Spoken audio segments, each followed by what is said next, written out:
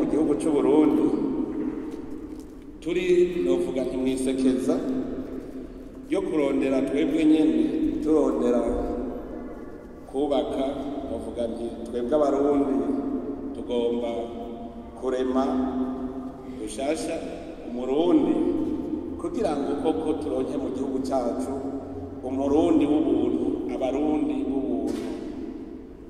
Ivyo twabigize kubera twabonye neza yuko kubera ibihe twaciyemo bitari byoroshe vyaratumye abarundi batari bake batubuntu gushika mbere aho usanga abarundi benshi barabaye abiyorobetse, mbere ugasanga hari n'abahungira mw'ijambo ry'Imana kugira bashobore guhisha ubwiyorobetsi bwabo. Murumva yuko iyo umuryango wa Eklezia ugizwe n'abiyorobetsi, abantu berekana ko bari mw'ijambo ry'Imana mugabo ari uburyo bwo kwihisha ico bari. Navuga nti ni bamwe Yesu yavuga ati bambara urushata rw'intama mugabo ari ivy'isi. Murumva yuko Eklezia ibihanamiwe muri iki gihugu, kandi Eklezia irahanamiwe n'ibijanye n'ingo n'imiryango. Turavye neza mu gihugu cacu ubu Eklezia Katolika ibangikanye n'ayandi madini n'amashengero atari make. Mu ngo zacu no mu miryango usanga harimwo amadini n'amashengero atari make, ugasanga umugabo n'uwubakanye ntibasangiye idini, ugasanga abana bifitiye idini ryabo n'amashengero yabo, ugasanga rero ivyo navyo biri mu bishobora guhanamira Eklezia, kuko mu ngo niyo ntango koko ya Eklezia. Ubu mu muryango urasangamwo hari abana bafashe iyindi ngendo itariyo, mbere bagashikana kuri bimwe tuvuga tuti nipfumwe, aho usanga mu ngo hari y'abana bashaka bya bindi vyo kubakana abasangiye ibitsina.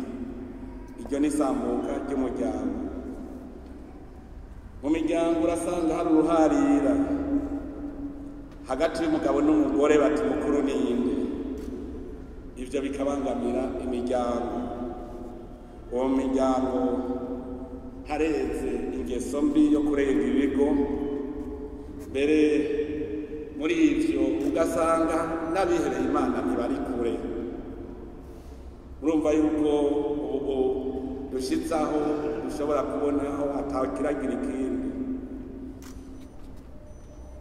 Ubu turabona igwirirana ry'abantu ku rugero rudasanzwe. Abana basigaye bari mu bushurashuzi bakavyara inda z'ishushu, ugasanga mbere iryo gwirirana ry'abantu uretse ko riva ku bushurashuzi birava n'ivyo vyo kurenga ibigo, hama ugasanga igihugu kimeze nabi. Kuko twe turibwira tuti mbega aho hazogerera igihe tukagira abana benshi batagira base kandi base bariho, kuko abo bana bavuka mu bushurashuzi kenshi base baraherera abakobwa kugira ntibavuge base b'abana. Ugaca usanga rero dufise abana benshi mu gihugu batagira base kandi bafise base. None umunsi abo bana tuzoza tubona bafata abanyina babo bati mutegereza kutwereka abadata, tuzobagira gute ko baguma bagurirana? Ivyo vyose ni ibibazo bikomeye mu gihugu. Ikindi kibazo rero naco nyene ntosiga inyuma no kubaka Eklezia yacu. Nababwiye yuko Eklezia Katolika ubu ibana n'amadini n'amashengero menshi. Mbega ubwo mwebwe abungere muragira icigwa gikwiye co kumenya ingene ayo madini amashengero na Eklezia biza kubana? Ubwo ntihashobora gushika igihe ugasanga abana ba Eklezia basanzaye hakabura uja kubagarura, ugasanga baraheberanye. Ni ikibazo kidasanzwe,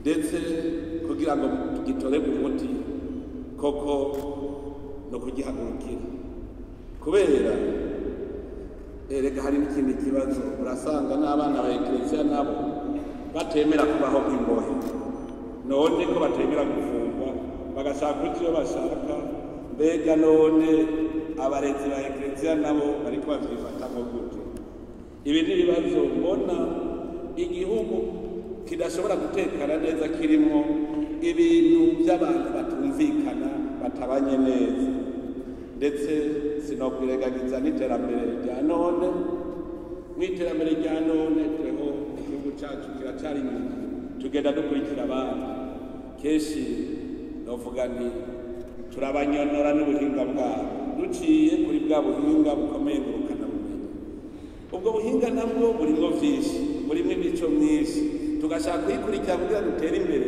mubu ugasanga twinjiye mu yindi mico atari y'Uburundi ugasanga rero rya terambere twarondera ridahereye ku mico n'akaranga by'igihugu iterambere rirashobora kuduca mu myanya y'intoki murumva yuko n'ico kibazo igihe abenegihugu batamerewe neza mu mutima ngo bamererwe neza ku mubiri naho nyene igihugu kiguma gihagaze umutima rero nari nashatse nanje sabikanirize twebwe mu muryango w'abemera twebwe abakristo kugira ngo tumenye na twebwe ibiduhanze rero navuga nti n'abandi nyakubahwa mwongere wacu mugabo kubera murazi amabanga aba ari menshi harahuza usanga kenshi ntaronka akaryo ko kuza kwifatanya nawe mugabo nanje ni vyiza ko nategereza guserura